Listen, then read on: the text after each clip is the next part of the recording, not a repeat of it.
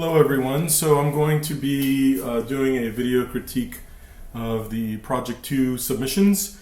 One of the things that I want to point out is that we will be looking at content that is basically being described at different levels of expertise. Some of these are going to be really good and some of them are going to need a little bit more help to basically pull them up to be more of a portfolio level project. And ultimately, that's really what I'm striving for, is that these pieces could be used in a portfolio. Now, on top of that, one of the things that I like to discuss in the evaluations are things that I think might improve them. In other words, I'm going to see something and I'm going to say, I think you should do this, and this will improve it, this will make it better, and why. And they're sort of like open-ended comments. In other words, they're up to you to decide whether or not you want to pursue them. Generally, I wouldn't be making the statement unless I think it would improve it. There will also be comments to things that don't really affect the grade. So for example, I might start talking about the alignment of the text or how the text breaks, but in the project outline, I never really set up a major expectation about the meticulous use of your type. And so I'm not marking you down based on that comment. I'm really just looking at where it's at and I'm finding things that could make it better. So there are things for you to consider, but it didn't affect your grade, if that makes any sense. And if you're concerned about some of the comments that I'm making, you're always welcome to reach out to me, send me an email and go, hey, did that affect my grade? Can you please clarify? And I'll be more than happy to go over that with you. So I've taken the liberty to glance at these already. I've looked at them, and I also I usually look at them first in the discussion, in the class discussion where everybody posts their stuff. And the reason that I like doing that is that I like the kind of organic way of looking at the content. I'm not like opening up a file. I just kind of like go to the discussion and tumble through it, and I have more of a gut reaction to it. And I like experiencing that. And so there's a number of projects that frankly just blew me away. Just like the first set of assignments, project ones. There were a group of these where I got goosebumps looking at them because I thought they were so good. And in most projects, my general reaction is, yeah, this really hit the mark, but there's some things that could, improve it. Some of the greater concerns that I had with some of the projects that needed more than basic improvements or basic modifications is that they were missing things. So I don't know if the student ran out of time, or maybe you didn't read the outline clearly, but generally speaking, if your grade was severely affected, it's either missing a key component.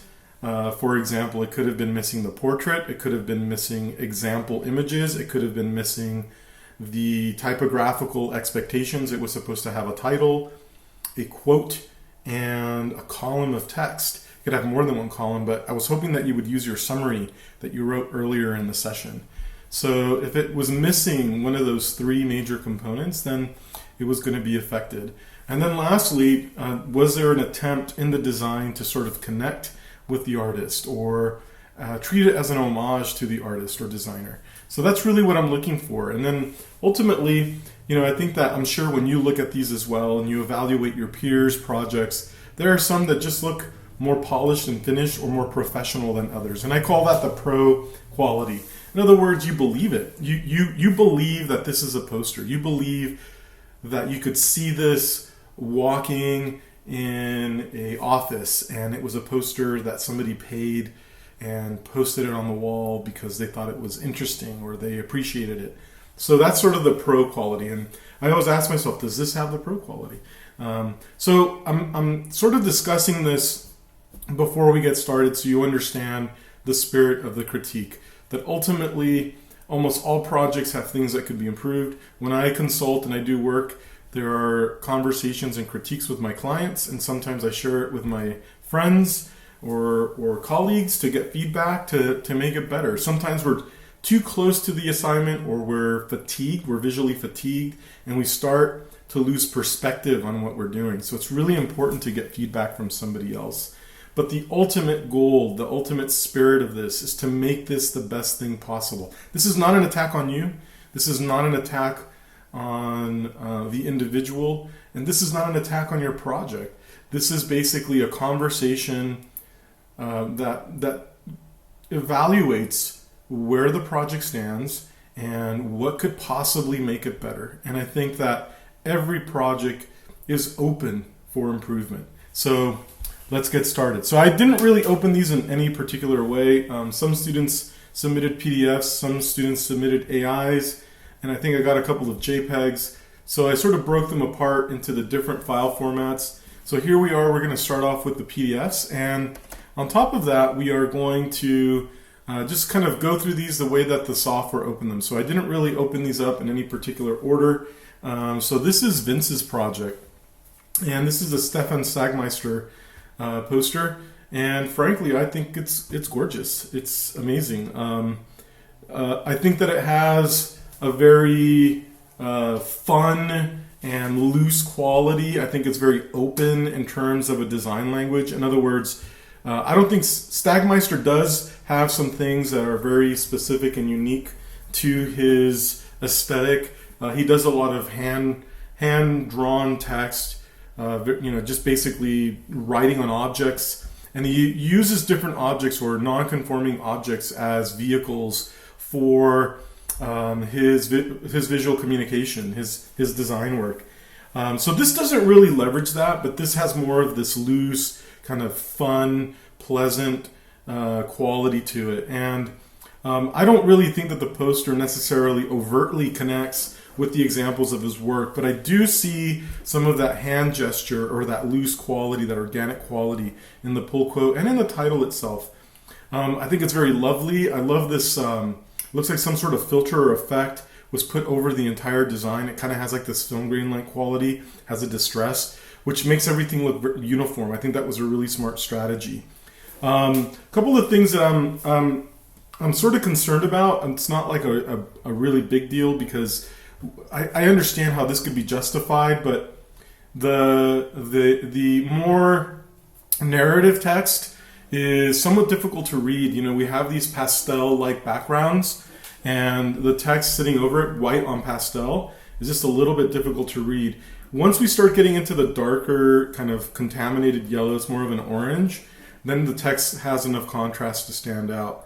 So, I'm sort of concerned about the legibility here, but maybe you don't care about the legibility. Maybe part of that is, well, Sagmeister has this whimsical use of text, and it's okay for it to be illegible. So I sort of understand why this could be the way that it is, but I am going to address that I'm having a hard time seeing this. And if this is something that you value, you probably want to describe it in a different way.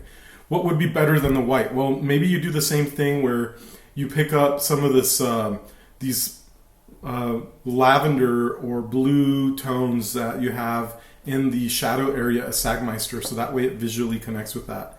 The white works here, but it could also be a dark tone. I think the dark would also work over the yellow.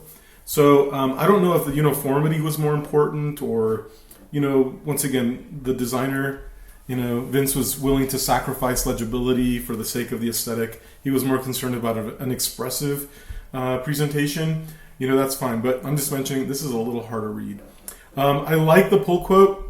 I sort of wish that the pull quote shadow was in the same color as what you have here, have it more in harmony. I actually like the bright blue better, so maybe this should be bright blue. I also wonder why some of these kind of teardrop or water droplets don't have the same shadow since they look like part of the same component. I wish that they had sort of more of a connection to what's happening here with the text stylistically, so I wish they had the little blue heart shadow on them. You'll notice that the illustration is covering some of the text, rendering it illegible. Once again, the playfulness of Sagmeister. I get it. I can see why that would happen. But, maybe there is a concern. Maybe you do want everything being read. So I would make sure that overlap, that there's a little bit of padding in between the two. The other thing that I would mention is I think that this paragraph has a smaller font size than the rest. If you made this smaller to make it fit, maybe you should have made all of them smaller to have them to be uniform. Because they're different sizes, it sort of calls attention to this paragraph in terms of being different. Maybe it's also subordinate. In other words, this looks more important than this because of the scale. So there are some concerns about how the text is being managed and treated. I like the offset frame. I think that's a really cool device, and you kind of played with that throughout the composition. I think that's a really lovely treatment. I'm not sure if this is an artifact of the PDF. Let me go into presentation mode. Let's go there. Where is it? View.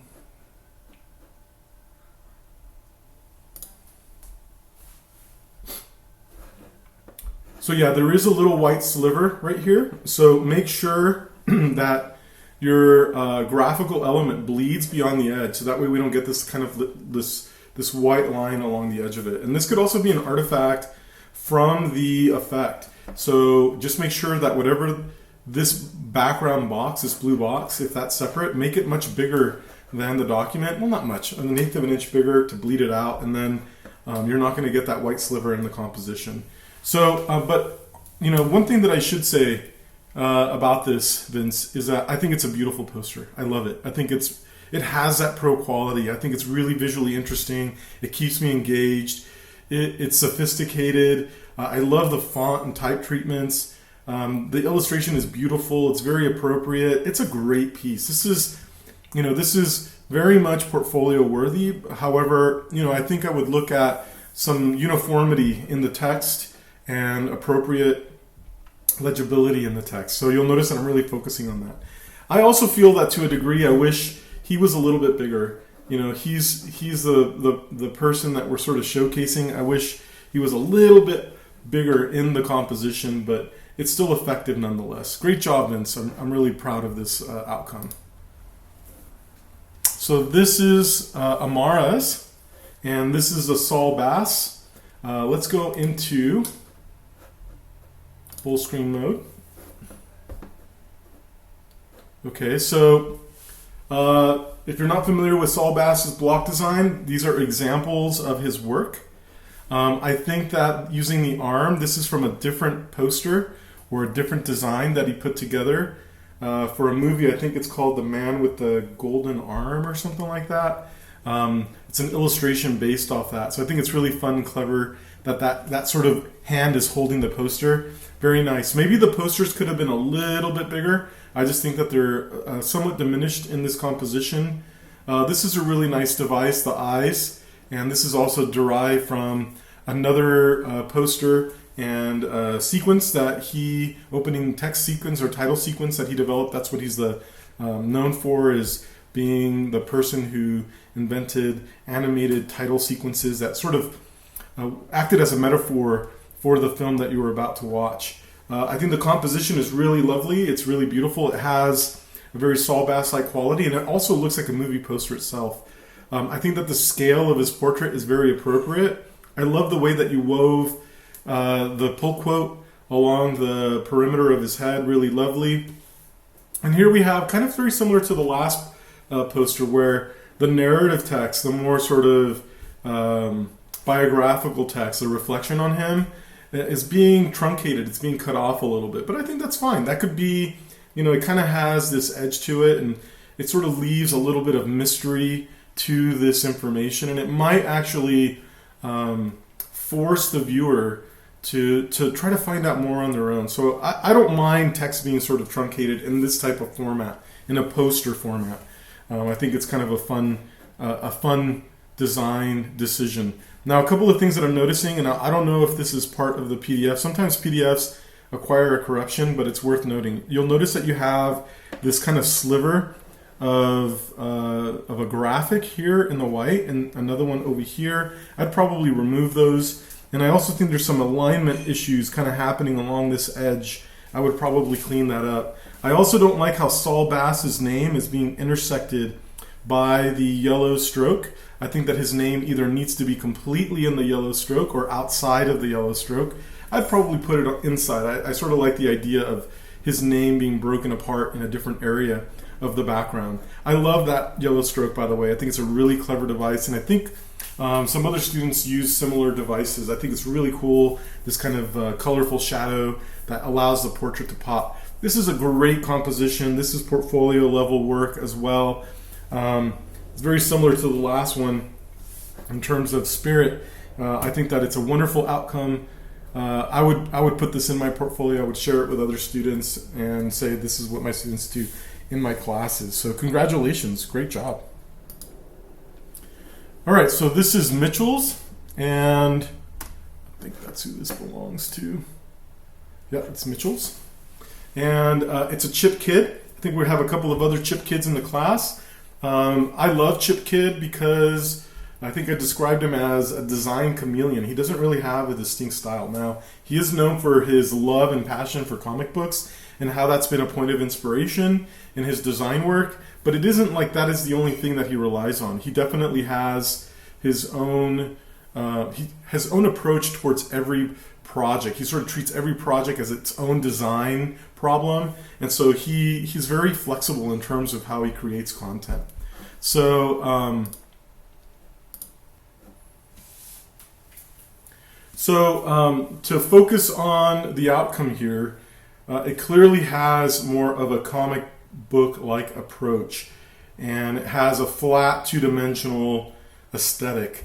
There's kind of this device that radiates from the center that has a heroic-like quality, which I think really connects with his passion, his inspiration, his history. It evokes comic books, it evokes the heroes that he admired when he was younger. From a compositional standpoint, I think that this is very appropriate. However, I do think that what might help this project to be better, not that it's bad now, I think it's a great project now, but I think what could make this better is to increase the scale of his portrait, his illustration. You'll notice that right now from a design standpoint, he's almost at the halfway mark, a little bit beyond the halfway mark from the base of the illustration to the top of his head. I think that he should be scaled up and go to the first third. So if I was to divide this into thirds, I would put the top of his head closer to here, and that's almost where the top of this cloud-like graphic is placed. So I think his head should be up here. It would make him more prominent. Now, because he's going to be consuming more space, that means that all of these other objects would have to react or respond to that change. But that's fine. I think you have plenty of space to organize these things. And I also think that some of these other elements could come down in size to create more of a hierarchy or an order of information. I think that his name could just move up a little bit to the left, stay the same size. I think the two example pieces could move a little bit more to the left and scale down, maybe 10-15%. I would also make sure that they're aligned. So if there's one thing for certain that I think could be corrected is to align both of these graphics, at least left align them, and make sure that the widths are the same. So they're kind of offset a little bit. And then if he was to be bigger, this cloud could no longer sit here, it'd have to move up. And once again, this could move up closer to the upper left corner, this could move up, become a little bit smaller, and then this could still float generally in this area over here. So it's just a matter of moving a couple of items around, but I think that more exaggerated asymmetrical composition would make it more visually interesting. That's basically what I'm trying to get at. So nicely done, great job.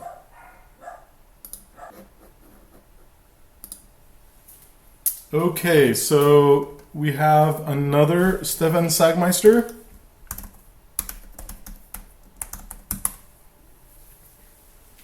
And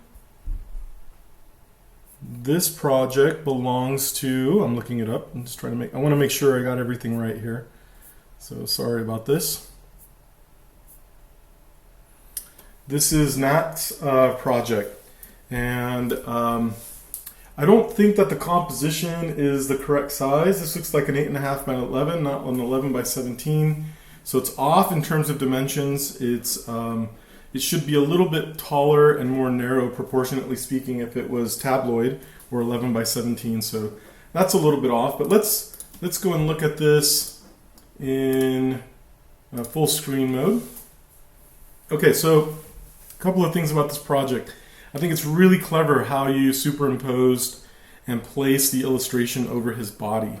Now, they're not to scale. In other words, his head looks too big to be over his body, but I think that the scale is not really an issue. What I'm more concerned about is how the shoulders are blending into the body.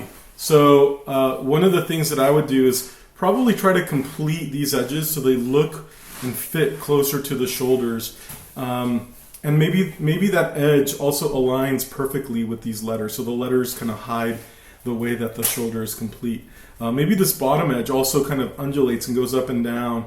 Maybe it sort of fits in some of the spaces along the characters, just to try to make it look more intentional, like there was more of an attempt to weave all of this together.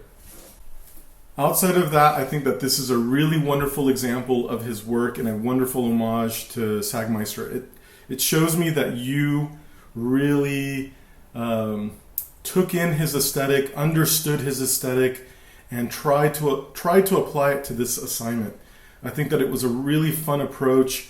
He's a risk taker, he's non-conforming, and I think that this project really sort of captures that quality. I think it's a beautiful homage to him. Great job. Congratulations on a wonderful piece. I do think that the tabloid or 11 by 17 composition would make this better. I think the taller, more asymmetrical composition would make it more visually interesting. It's a little too square in a size for sort of presenting this in a dramatic way. So if I was to really change something, it's that. Make this an 11 by 17 and rework the graphics to make it fit better there. But great job. Congratulations on a beautiful piece. So we've looked at 3 amazing projects back to back. Here's another one. Here's a fourth one. This is a Rodchenko, and this is Bogdan's. Let me go into full screen mode here.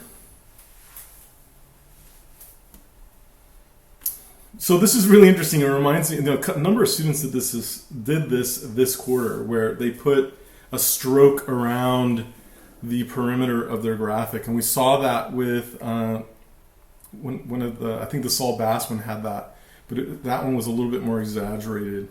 I love how you reflected on the examples of his work, and you found 2 pieces that use orange and a tan or a beige, and you brought that into your own aesthetic and leveraged it to connect with it. Great harmony with his work, and great ability to incorporate his aesthetic into this project. I think that it worked out very well.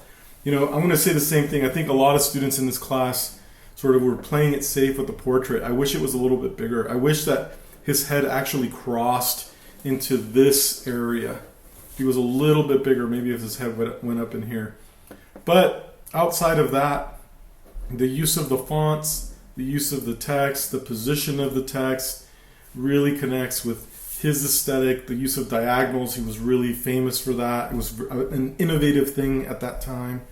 And the aesthetic, right? It's illustrated in this 2-dimensional way that mimics the aesthetic that he was developing and working with in the early 20th century. Great piece. I love it. Congratulations. Great job. Another portfolio level project. All right, so let's go to the next one. So this is Rahul's. Let's go into presentation mode or full screen mode. Okay, so this is a person who I'm not necessarily familiar with, but after researching him, he's the person that developed the font that Stephen King used, and more recently Stranger Things. I think that the project is a good foundation. It's a good starting point. I think that you did a nice job taking the font and using it in the assignment and in the project. I wish that the layout had a little bit more of a consideration or a structure to it. Maybe you could have set this up in a single column with a center alignment so it mimics the way that the book was set up.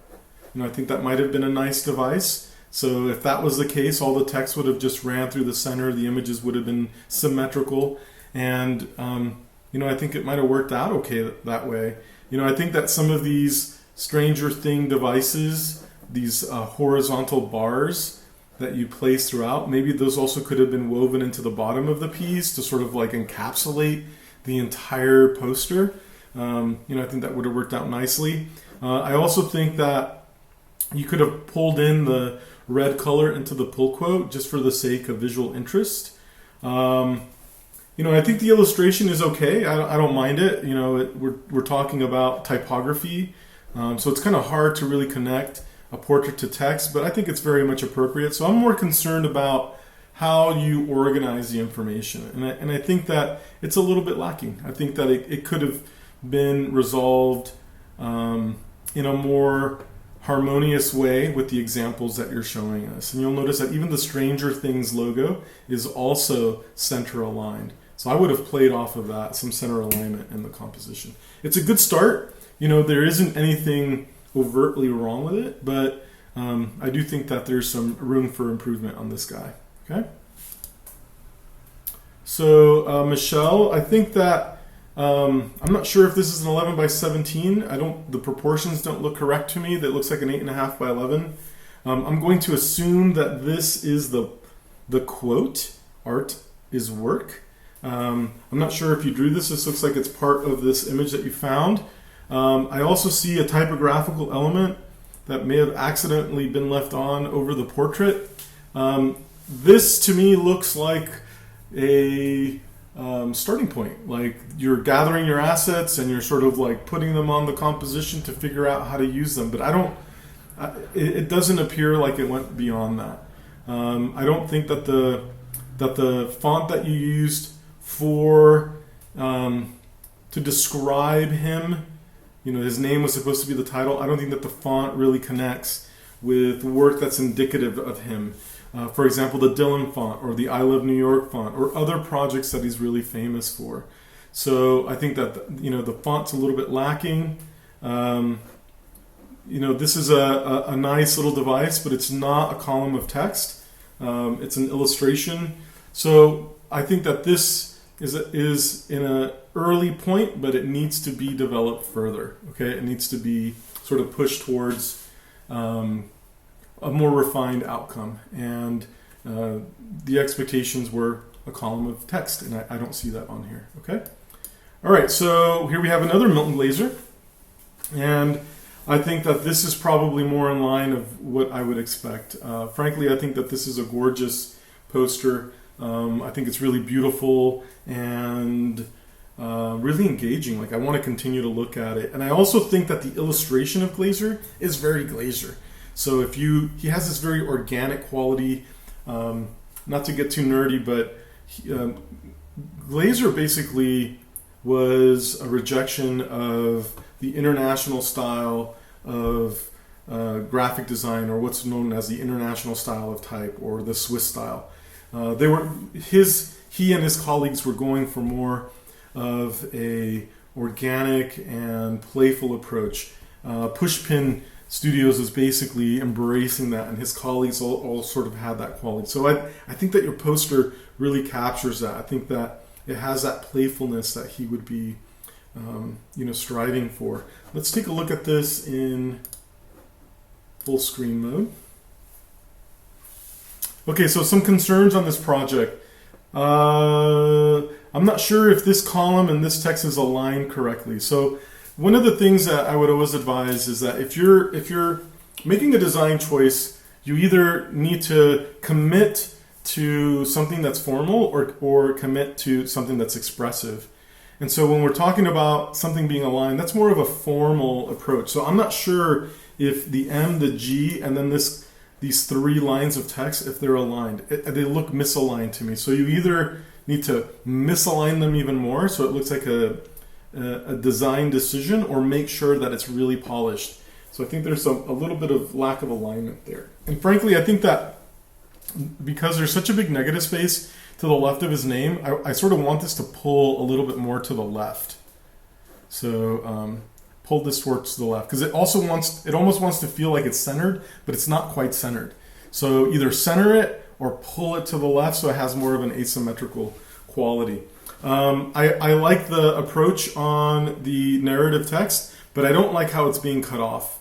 I suggested in some of the others that I thought that it was fun and playful. I think that in this case, I really wish that I would see it in its entirety, because you're sort of presenting it that way. So I think it's kind of odd that we're losing the right side of the text. So make sure that all of that fits within this box.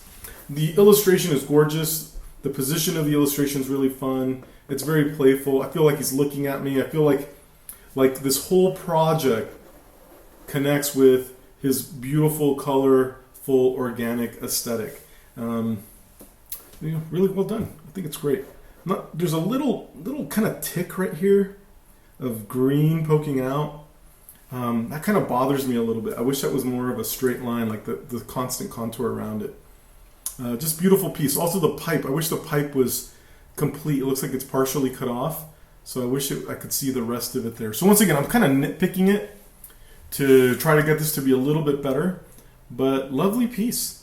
Outstanding work. So great job. We've got 3 Milton Glazers in a row. Wow. Okay, so here's another one. I also think that this is a very appropriate homage. There are some things that I think could be refined here.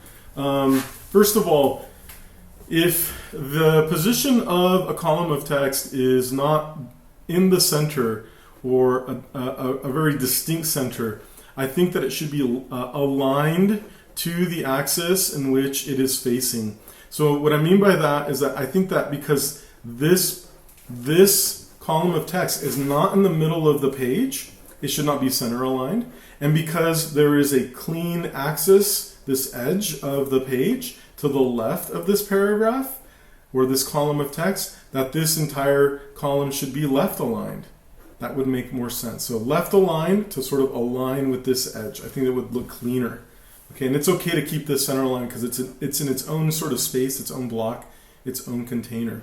Here's our 2 examples. We got our pull quote, and then we have a font that's sort of pointing to the I Love New York. It sort of has that same typographical quality. I think that's a very appropriate scale and size for the portrait. Maybe it could be a little bit bigger.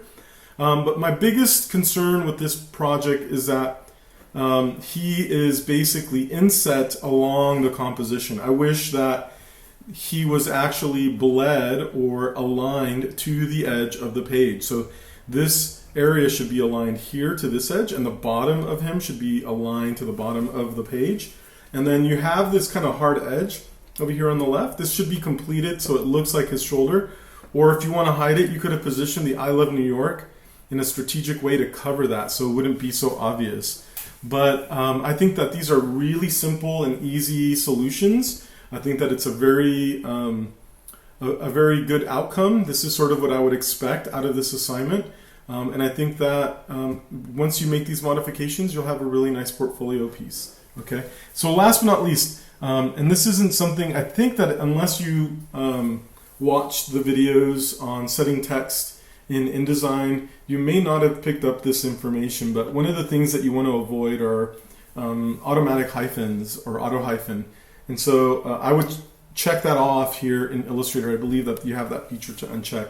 So and the reason I'm bringing it up is that the word composition is being hyphenated. I wouldn't want any of the hyphens, or placement is also hyphenated. I wouldn't want any hyphens in this text. I think it's a little obtrusive.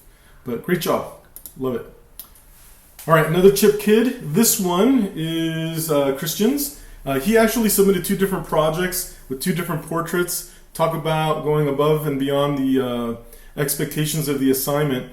I decided to focus on this one because I like this one better. Some of you may like the other ones better, but I really love this piece. Since we've already talked about him a little bit, we know that he is a fan of comic book art, that it's a big part of his life and inspiration, and this sort of picks up on that. It plays off of that comic book aesthetic. It has a Lichtenstein-like quality to it, which is kind of fun and clever. I love this piece. I think it's gorgeous. I would buy this poster and I would put this up on my wall. I would. My only advice to you would be make him bigger. I think that the top of his head should reach about right here, where the little sort of like exclamations coming off his body are located. I think that his head should be about right here, and the exclamations would be either behind or weaving around his name. I think his name could also be bigger. I think the C could start about here and the D ends over here. So I think that you should try to, in this case, embrace the space a little bit more and consume it. But beautiful piece. I love it. Let's check it out in full screen mode. You can see it there. You know, I really like this little spill outside of the trap. Kind of looks like it's a mistake in the lithography, and you know, when it was making the separate impressions of color, you know, they weren't aligned perfectly. I think it's a cool device. I like it a lot. Great piece. Wow, impressed. I think is his name spelled correctly?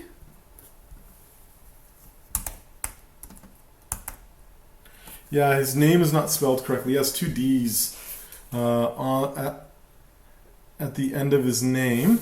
So make sure that you correct that. And I also would probably, now that I'm looking at the text, I would have made the quote itself larger, but his name smaller. So that way there's some contrast between the quote and who it's attributed to. Great job. I love it. Beautiful piece. Congratulations. All right, and then here we have, let's see.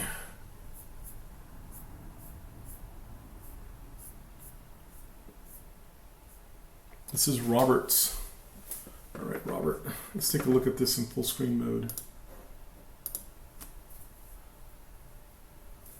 All right, Robert. So I'm not sure. I don't remember exactly, but you might have been missing part of the top of Massimo's head, and your strategy to correct that was to just bleed him off of it. So I sort of have mixed feelings about the approach of adding color to his portrait. And part of the reason that I have mixed feelings is that I don't think that it really captures his style. He was very much a minimalist, and you can see examples of that in these two posters, or the subway example in this poster that we see on the right. And if you use color, it was very much in control, and there was a very sound logic behind it. And so I sort of think that is in opposition of how you use color in his portrait. So I understand why you used it. You were picking up the colors to probably try to make this more visually interesting from the subway map. But I actually think you're doing yourself a disservice. I think I would have left this in grayscale, the original, and just let it be. I would have let the colors be everything else. So this is somewhat of a non-conforming structure. It's very playful. So once again, I don't think that this sort of captures his style. If you look at his use of text, it's always really organized and in a grid-like structure. Very seldomly would you see text presented in an inefficient way in his work. So there's inefficiencies here because you're rendering the text illegible. So he was very much about design from a logical standpoint, but he still embraced aesthetic and beauty.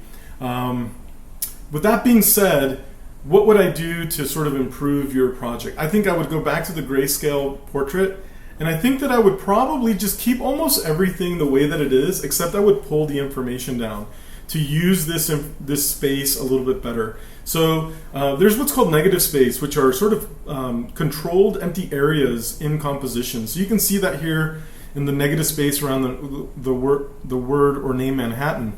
And this is also sort of like an outcome of the subway. So there was a negative space here. So he tried filling the space in a way that was logical for that area. The same thing is true here for this poster. There's not a lot of elements or assets. There is a negative space, but it separates different categories of information. So negative space deals with a form of psychology called Gestalt, and Gestalt is a method in which we reason, and there's different Gestalt principles, and one of the Gestalt principles is called common region and proximity. Those are actually two separate, but they kind of work the same way. And what common region does is it sort of plays off the idea that if we group things together, they look like they belong together, and they'll share an area. So that's where the term common region comes into play. And the other Gestalt principle is proximity. So the closer that things are to one another, the more they seem like they belong together. Well, there's also the opposite of that. I can use proximity or move them apart from one another to separate them optically. So I'm using these strategies, these Gestalt or psychological principles, to help the user navigate my content. And so what I'm getting at is that I think that I would use or increase the separation, not have as much proximity, separate them more by pulling down these two examples of art towards the bottom. The negative space is down here, and I'd rather use this negative space to separate the pull quote from the graphical elements. So the negative space could be here instead. So if I pull these two down, the negative space will be here, but that actually will make it easier for my audience to process the information. And now I also have a justification or a purpose for the negative space. So I would pull these down, put the negative space here, and possibly even move this down a little bit more so it doesn't intersect with his head. So that way there would be a nice little optical separation. Now, this paragraph of text that's being hidden, so be it. I like it. It's kind of interesting. But I don't like how it has hyphens. And I don't like how close it is to the edges. I wish that it had a little bit more uniform optical padding, like the same separation from the end to the top edge around the rest of the text. So I just wish it was controlled a little bit more. And maybe the text actually cuts through almost the entire length of his head. Something like that. Okay, so it's a cool device, but I think that we can work with this and polish it a little bit more. So it's a strong foundation. I think that if we would have had a conversation like this, it would be a very easy fix or easy way to find solutions to some of the things that we're discussing here. Nice job. Well done, Robert. Thank you. Okay, so this is Thuy Vo's Siva Pinnell poster, and this is one of those projects where I would say that it's also in the infant stages of development. I don't really consider this near completion. It has some of the key assets placed in the design, but I don't consider this as an attempt to organize or design the content. Secondarily, I don't think that these are examples of Siva Pinnell's work. Siva Pinnell, while she worked for fashion magazines, she worked in the mid-20th century, and these are more contemporary examples. So these are not her work, nor is it indicative of her work. So I think that they're off. So I appreciate the attempt to begin the project, but this is not at a point where I feel appropriate evaluating it beyond stating that the assets are here. Okay, the next project is an Alexei Brodovich, and who does this belong to? Let's see here. Caitlin. So Caitlin, we have an Alexei Brodovich, and I've had a similar strategy used for him in the past with the diagonal bars as being a design element that's picked up from the examples of his work. I think that I sort of consider this a really solid or sound step or stage for the composition. I do think that there are some things that could make this better. Maybe controlling the text a little bit more. It seems like every line is almost like a bullet point. It doesn't really flow or weave like a paragraph.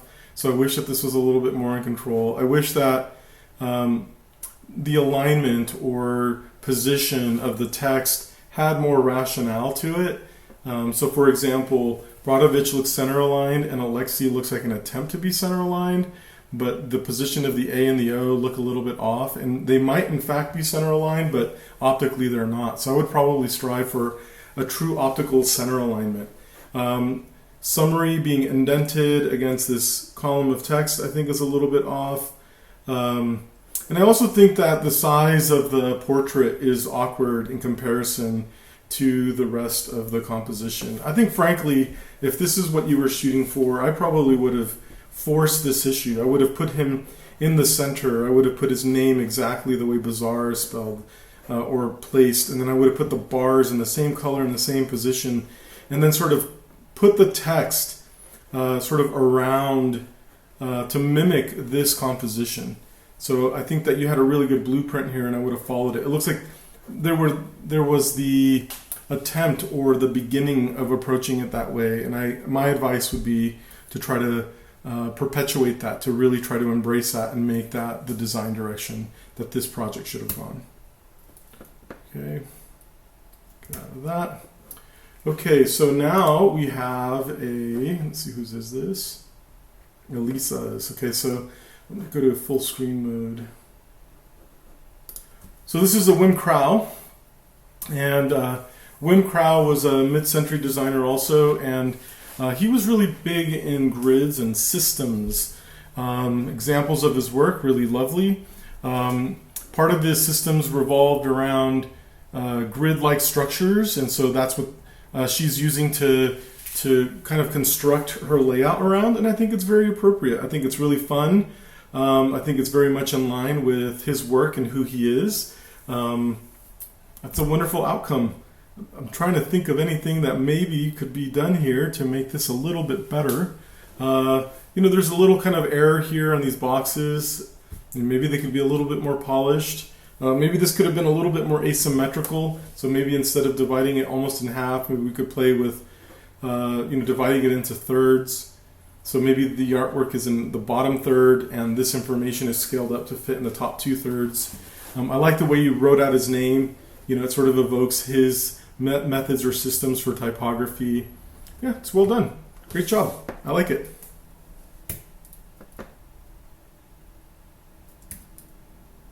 Okay, we have a Ruth Ansel. Okay, let me see. Let's go to, and this is Lexia's. Okay, so Lexia. Let me go into full screen mode. So I really like this portrait. I think it's so fun.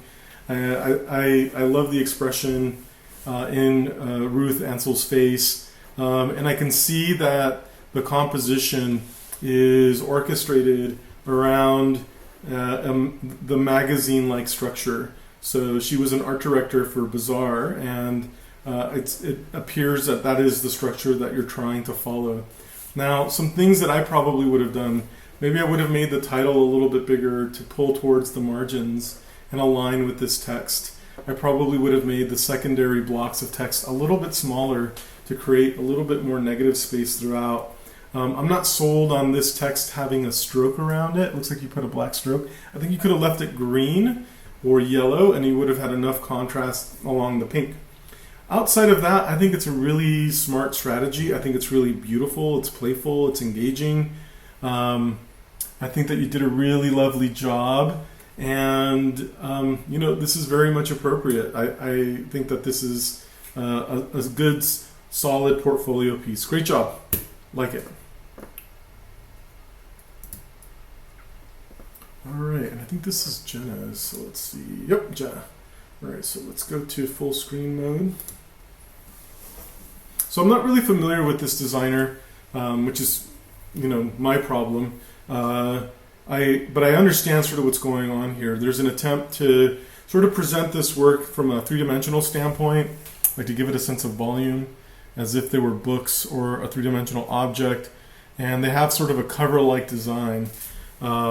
And then this has a very sort of like promotional poster-like quality to it, and some of the typographical elements also borrow from that three-dimensionality. And then the designer is presented sort of like in a book form as well, and it looks like it's mimicking the style of this graphic that we're seeing here. So I think that it's very appropriate. I think that it has a really sound logic, and it makes sense the way that it's constructed. Now, the only thing that I wish that this had was that this square, this composition within the greater composition, also had this three-dimensional presentation to it. I think it would be more uniform, and it would be more aesthetically connected with the way that you're presenting a lot of this information. I think it's fine that the footer has more of like a movie poster-like quality to it, and it sort of connects with the cover of this graphic that we're seeing here. So my only concern is that this should be a little bit more uniform with the rest. Outside of that, I think it's a really lovely piece, and I think that the portrait itself ended up working really well in this presentation. I think that it connects with her work very effectively. So great job. It worked out nicely.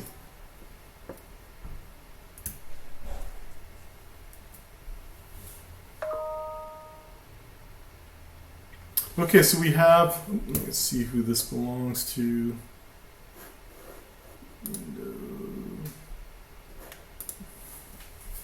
Sorry guys, I just want to make sure that I'm addressing the right person.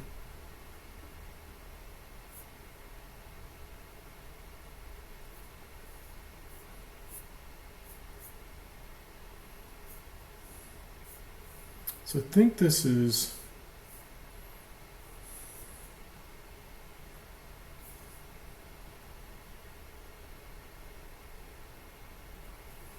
I think this is Andre's. Yeah, this is Andre's. Okay, Andre, I'm sorry. Most people's names are in the files, and in this case yours did not come through because I downloaded it from the email. So let's take a look at this in presentation mode. So it's a Rodchenko. We've had another Rodchenko reading class. I love the background, super cool. That was a really smart choice. I read your description on why you decided to do this, and it definitely became far more visually interesting. Now, and I love the way that you took advantage of this structure to showcase the artwork, which was one of the requirements. Really cool illustration. It's a beautiful poster. Now, unfortunately, it's missing a pull quote, and it's also missing your column of text. And I think that you could have hidden that or woven it into some of these empty areas or graphical areas. Instead of holding a picture, could have held text or something like that. Or you could have positioned the pull quote in these sort of concentric circles or different devices that Rodchenko would have used. Now, I don't want to diminish. I know it's missing things, and those were the expectations, and that affects your grade, but it's still a beautiful poster. I think it's wonderful. This is definitely one of those posters that wowed me when I looked at it. I just wish it had the other content in it. So, great job. I love it. All right, and then this one here is Marikars. Okay, and then let me zoom in so we can see this. So this is a Sipa Pinel, and this one is sort of leveraging the book that was found of her illustrations and recipes. Beautiful poster. What a wonderful homage. This is such a lovely, acknowledgement of her work and her style. I like the little paintbrush here and the painterly quality. I think you did a wonderful job connecting with her aesthetic. The only thing that maybe I would have done for the sake of hierarchy is made this text a little bit smaller. I think that it could have come down 2 point sizes just so it wouldn't have such a strong textural quality. It's already so textured that I think that this could be hidden a little bit. And you have so much already to say. Like, there's so much beauty and lovely in your portrait and in the way that the font was, and the font choices that you made and the type treatments and the textures. Wonderful presentation. I really like it a lot. I also wish to a degree that maybe her portrait would have been a little bit bigger. I probably would have left the top of her head there, but I could see, it scaled in a way where her shoulders maybe cross into this area. That would force you to make the quote a little bit smaller, but I don't think that there's anything wrong with that. Lovely job. I like it a lot. Congratulations on such a wonderful piece. All right, let's see what our next one is. So this is Jonia or John. I want to make sure I'm pronouncing this correctly. Jonia. Okay. So we have another Wim Krau, and as we discussed in the previous Wim Krau, he was a master grid designer, and you'll notice that he worked with a lot of formal structure and typography, and that this is what this project is leveraging. I was concerned about how this portrait would be used, and I think that you found a really lovely solution. And you also are sharing with us the structure and some of the geometry that he would have worked with. I think that you did that in a very subtle way, but in a visually interesting way. And then you constructed this structure where you created a negative space and shared the examples of his work. It's very logical, and I think that it's also very Wim Crow. It's a beautiful piece. I'm very excited about it. I think that it came out in a very lovely way. The only thing that maybe I would have suggested is not setting this text as center aligned. You'll notice that a lot of his text is actually left aligned. So I probably would have just set it up in a very clean left aligned like quality, maybe broken it up into 2 different paragraphs. So great presentation. I think that it's very well constructed and very logical considering who the designer was. So great job. All right, we've got another one here. So this is Justine's, and she did Sister Karita Kent. She's a favorite in the class. The aesthetic is just stunning. It's lovely. It's beautiful. I really struggle with finding things to improve this design. There are 2 things that I would note. I don't care for her illustration creeping into the white frame or white border. I wish that the white border was consistent, or don't have a white border at all. Bleed the graphical backgrounds all the way beyond the edges. So the red box would have gone all the way around the perimeter, and the blue box all the way around the perimeter. We wouldn't have seen a white border. The other concern that I have is this text. There's a part of me that wishes that it was a little bit smaller. It can fit in the same area to create the same silhouette effect around her, but I think that the scale of it just appears a little bit big to me, and I wish it was a little bit smaller to give us some more negative space in between the lines of text. So that's basically it. I think it's a beautiful piece, and it's a very interesting strategy to make her so monochromatic. I think that came out in a very interesting way.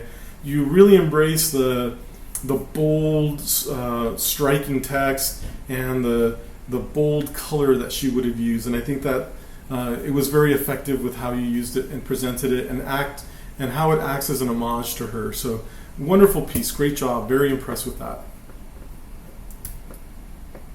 All right, so we have a Milton Glaser, and this is Blake's.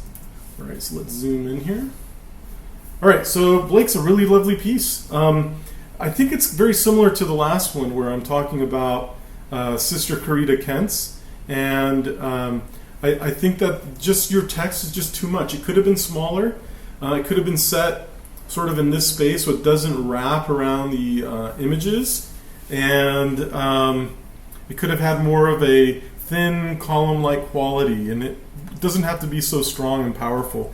I maybe would have scaled him up to be a little bit bigger and command more of the presentation, and I could also see his artwork becoming smaller. So smaller, bigger, right? And then organize the text in more of a structured column-like quality. Now, I know that he designed the Bob Dylan poster, and there's a lot of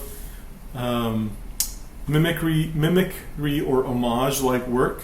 So I'm not sure if he illustrated this dad poster. So I would have stuck with the Bob Dylan poster. That's the original. I'd have to look this up, but my instinct tells me that this is not him. Rather, it's more of a kind of a parody of his work. So if this is going to be an homage to him, you should pick things that really are connected with him. Okay? We've got a Paul Rand. So this particular project by Ting, I want to mention I love the portrait. It's beautiful. But one of the things that throws me off about your project is that it's a young Paul Rand. And I'm so used to seeing Paul Rand in the later stages of his life and his career that it sort of throws me off looking at this. But it's a beautiful portrait. I think it's really lovely. And now that I'm seeing it in context with his work, the use of color is very much appropriate for the choices that you made in terms of illustrating him. The illustration is beautiful. A couple of concerns. I don't like how his shoulder's being cut off. I think that you could have finished this in a very simple way that looks more like a completed shoulder. Next, I'm not thrilled about how his name is being treated as a title. I think that the weight of the text is too narrow. I would have picked something much heavier. It still could have been a sans serif or a very basic font, but something that had a greater thickness or weight to it. And I'm also concerned about the font that's used for the pull quote, this sort of distress font. I don't see that in his work. I don't see how that connects with him. I think that you just could have used a font that contrasts everything else that you're working with. Something else, something in between the title and something between the column of text that you applied here. I think the composition's really lovely. I like the way that you created the negative space using the diagonal and the strong geometry, and you use that negative space to capture and hold his artwork. It's a really sound piece. I think it can be an excellent piece if you correct the use of text on his name in the title, and you correct the use of text in the pull quote and complete the shoulder. But I love it. I think it came out really good. Also, secondarily, last thing I'm just noticing here as I'm wrapping things up, I think he should actually align with the white border and not have that little space in between him and the white border where the background's peeking through. So outside of that, I think that's a really great piece. Just a couple of things to really polish it up. Congratulations. Okay, we got another Sepia Pinnell. And let's make sure I got this one.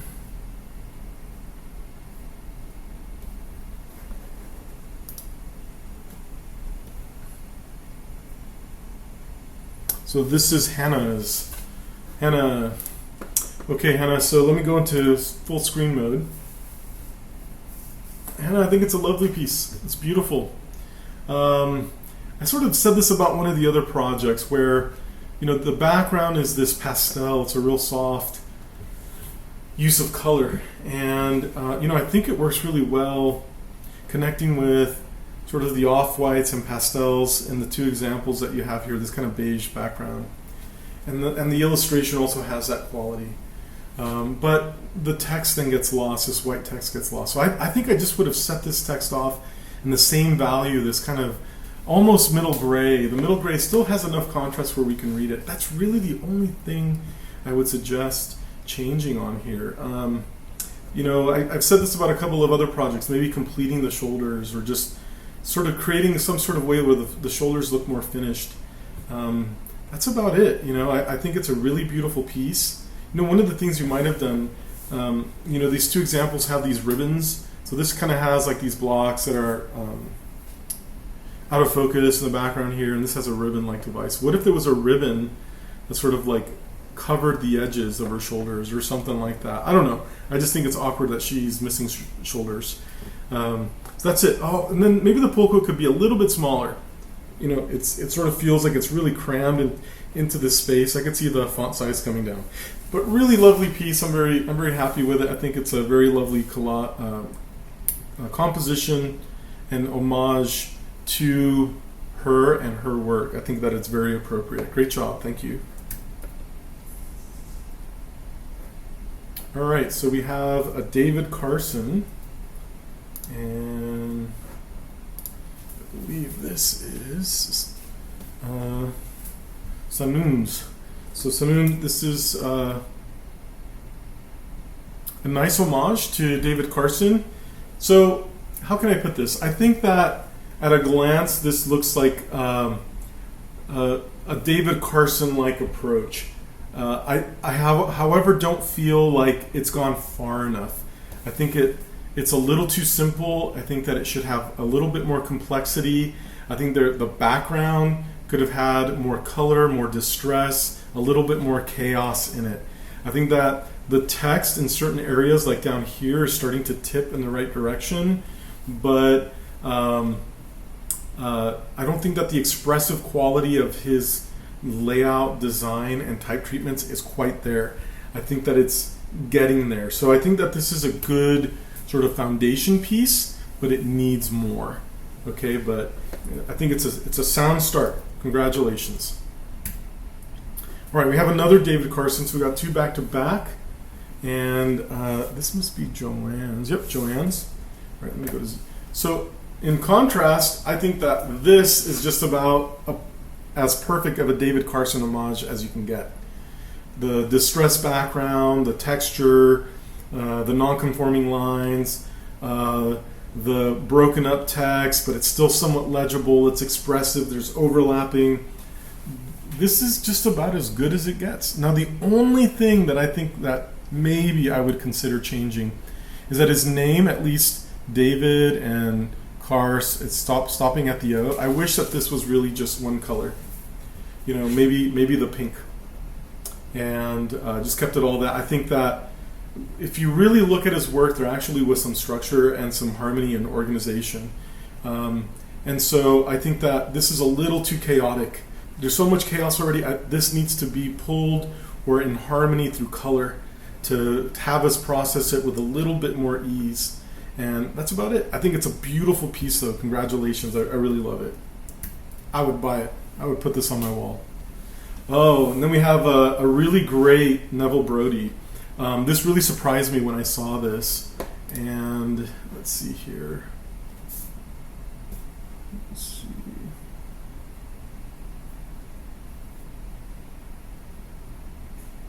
So this is Amogues. Okay, so let's go to full screen mode. So Neville Brody, punk illustrator, broke a bunch of rules, risk taker, creative use of fonts and text and position and layout. If you look at Rodchenko's work, he's basically like a punk version of Rodchenko, and very expressive, very fun. There's also some similarities to David Carson. So the overlapping, the lack of rules, sort of breaking rules here and there, and the superimposed text over the image is all Neville Brody. And yet it still has this beautiful sort of illustrative quality, these kind of playful devices. I think you did a nice job borrowing from some of his aesthetics, but putting your own on it. What a great piece. I love it. I think this Neville Brody was just outstanding. It's actually one of my favorites that I've seen of him. Somebody doing a project of him. Just great piece. I really loved it. Great job. All right, we have an Eric Nietzsche. And let me get out of here. So this is John Marcos. Okay, so let me go to... So it's a Nietzsche, and I think I used a Nietzsche as an example in the past.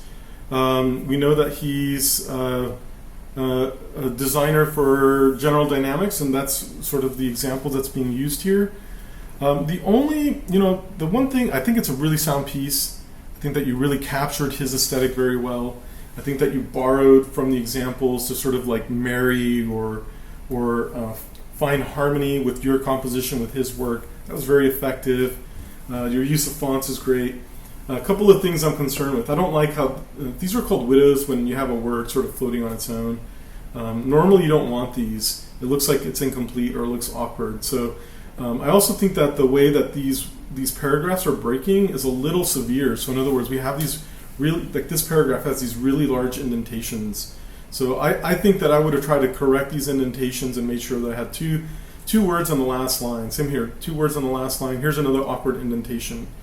So I would try to sort of set this text in a way where it looks a little bit more polished than it does. And once again, these are things that maybe did not come through because you didn't read or didn't watch the InDesign content, because I made that optional. But since we're looking at these, I'm going to mention some of the things that could improve it. I also think that it's a little big. I think these fonts could come down in size a little bit. Maybe it's a thinner weight as well. And I would probably present him a little bit bigger. And I think that the horizon line that you made is fine. I just sort of wish he was maybe like this big right here. You can see me gesturing with this. Maybe like 10-15% bigger than he is now. I just think he's sort of getting lost in this corner, and he's really the prominent part of this poster. I wish you would show him off in your illustration a little bit more. The illustration is really cool. Show it off, showcase it. That's what this is about. So my suggestion would be to take advantage of your lovely artwork and really show it off. Right, so let me get out of this and frame this correctly. So this is Kerry, and he also did a Nietzsche, and this is one of those projects that I feel that is just, it's not really prepared, it's not really ready to be discussed. And I just, this is just not in a place where I think it's appropriate. I think that it's more like a placeholder of information. I don't see a composition. I don't see an attempt to match his work, to play off of it. So I'm just going to leave it at that. And if you want more feedback, reach out to me and we can have a conversation one-on-one. Okay? Go back to this. So we got another Stefan Sagmeister. And this belongs to...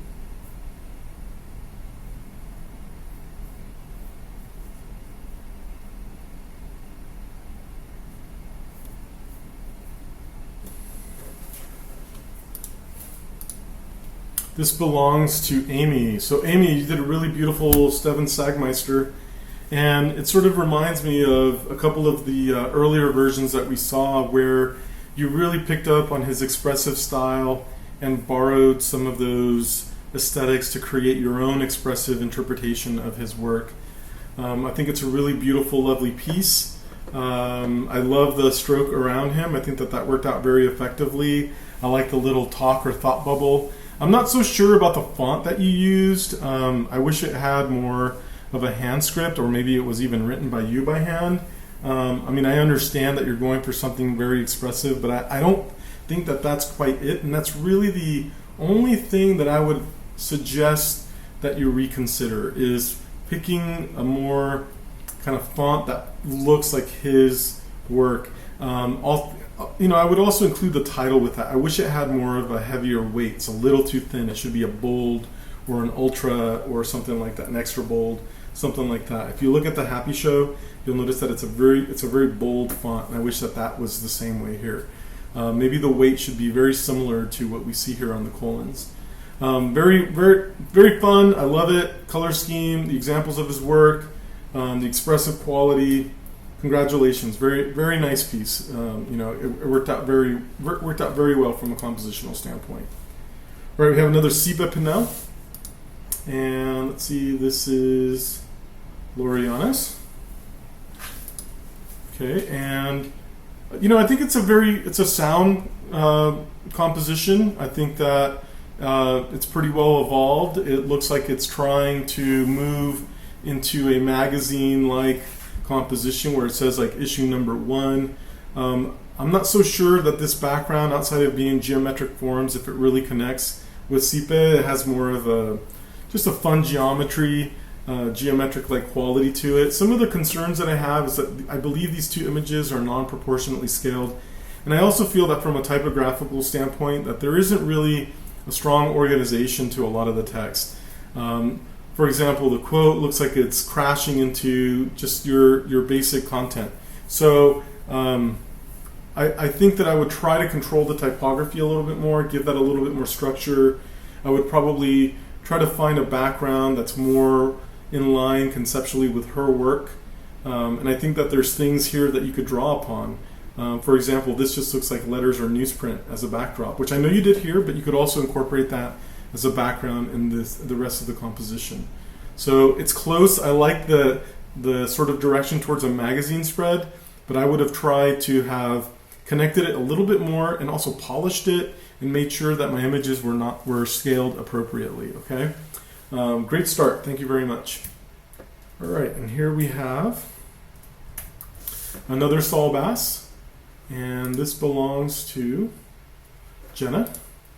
All right, let's go to presentation mode. So Jenna, I think that this is a wonderful homage to Saul Bass. You're probably going to hear some similar things that I've said in the past. Concern him missing his shoulder. I wish that this was finished and complete. And I think that you could have used your artistic liberties and your artistic imagination to complete that. Outside of that, it's almost perfect. I'm a little torn with how he's overlapping this edge. I either wish he was completely overlapping it. It looks like it's almost like a mistake. Either indent him or overlap it. I would have overlapped him like you did here, where it sort of like breaks through the blue line.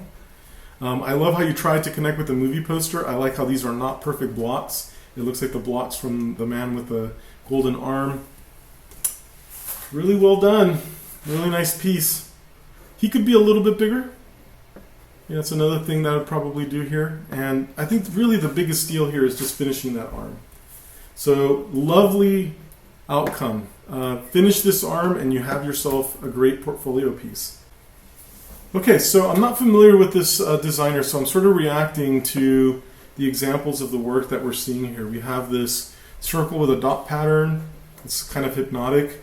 And we also see these strong graphical elements. So this is more like a graphic design for art sort of approach. This is not graphic design for service. Not that that's bad or good. It's just an observation. I think that your composition, does a pretty nice job trying to connect with her aesthetic. One of the things that I would probably consider doing is scaling up both the semi-transparent version and the full opaque version up just a little bit more, maybe 10% more, so we could really see this and focus on the portrait. I think the portrait's very lovely. I just wish we could see a little bit more of her. So I think that this came out very effective. Very strong piece. I'm very happy with it. I'm also excited to be introduced to a designer that I'm not familiar with. Well done. Great job.